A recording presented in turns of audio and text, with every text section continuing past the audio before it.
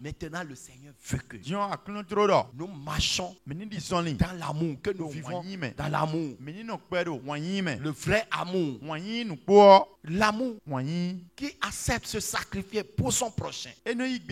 L'amour qui partage son pain avec son prochain. L'amour qui permet de pardonner son prochain. L'amour qui évite de jalouser son prochain. L'amour qui évite de médire son prochain. L'amour qui évite de se moquer de son prochain. L'amour qui évite de devenir détracteur de son prochain. C'est cet amour que le Seigneur veut. Et il le cherche. Le vrai amour. L'amour qui évite de voir son frère en sorcier. Qui t'a dit qu'il est sorcier? Là où l'amour ne règne pas, quel bon fruit peut pousser là? Quelle bonne révélation tu peux recevoir là où il n'y a pas l'amour? Là où il n'y a pas l'amour, qu'est-ce que le Saint-Esprit va te révéler de bon? Non. Toutes vos révélations ne viennent pas du Saint-Esprit. Je vous dis, toutes vos révélations ne viennent pas du Saint-Esprit. Certaines révélations viennent des mauvaises semences que vous-même vous avez, que vous n'avez pas encore détruites. Les caractères de l'homme animal que vous n'avez pas encore tué, c'est encore en vous. Changez les caractères pour voir si les révélations ne vont pas changer. Commencez par pratiquer l'amour pour voir si le Saint-Esprit ne va pas vous montrer les choses positives sur vos frères, sur vos soeurs.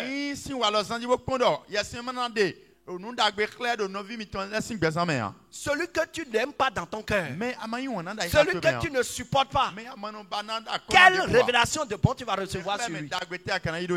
Quelle bonne révélation. Le diable utilise les mauvaises semences qui sont en vous. Des mauvaises semences qui sont en vous. Les rancœurs, l'hypocrisie, la haine, les médisances, les moqueries. Est-ce que c'est fruit? Est-ce que c'est le Saint-Esprit? Non. Alléluia. Si vous avez de mauvaises semences, ce n'est pas le Saint-Esprit qui va préparer, mais l'esprit d'erreur, l'esprit de confusion. Et c'est ça, on résume seulement l'esprit de Python, qui dit des choses vraisemblables, mais qui ne sont pas vraies. Changez pour voir. Ce que tu soupçonnais hier que certainement elle aussi doit être dedans. Et tu te méfies d'elle. Commence par t'approcher d'elle pour voir si les révélations ne vont pas changer. Je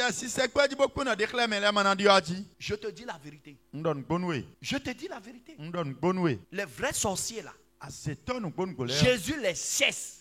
Et Jésus veut qu'on aille les gagner dehors, qu'on aille les évangéliser.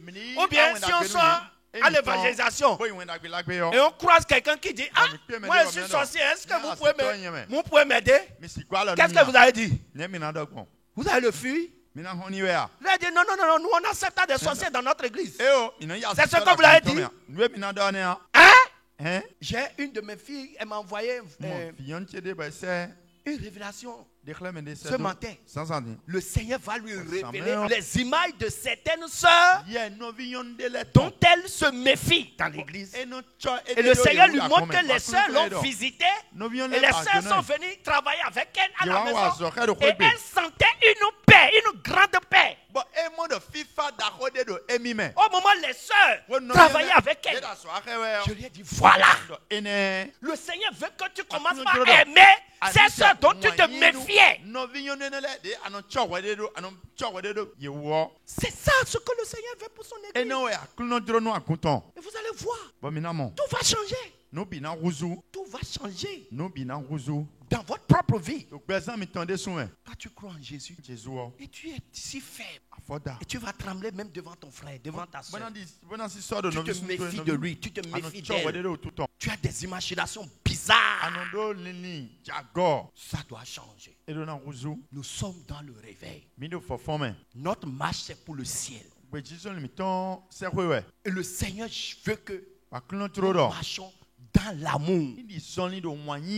Le Seigneur veut ça.